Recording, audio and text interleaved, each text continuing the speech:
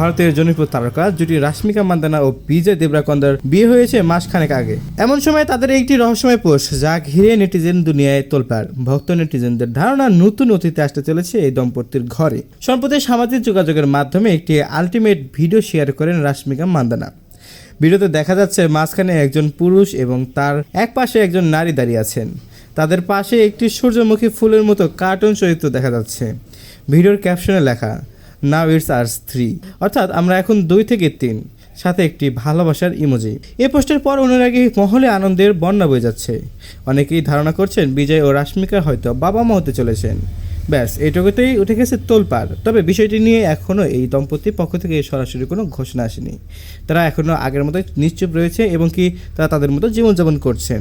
তো এই ছিল আজকের ভিডিও। তো আপনাদের কি মনে হচ্ছে, তাদের এই পোস্ট কি শুধু একটি পোস্ট নাকি তাদের একটি অতিথি আসার বার্তা দিলেন? আপনার গুরুত্বপূর্ণ মতামতটি জানিয়ে কিন্তু অবশ্যই কমেন্ট করতে পারেন আমাদের কমেন্ট বক্সে।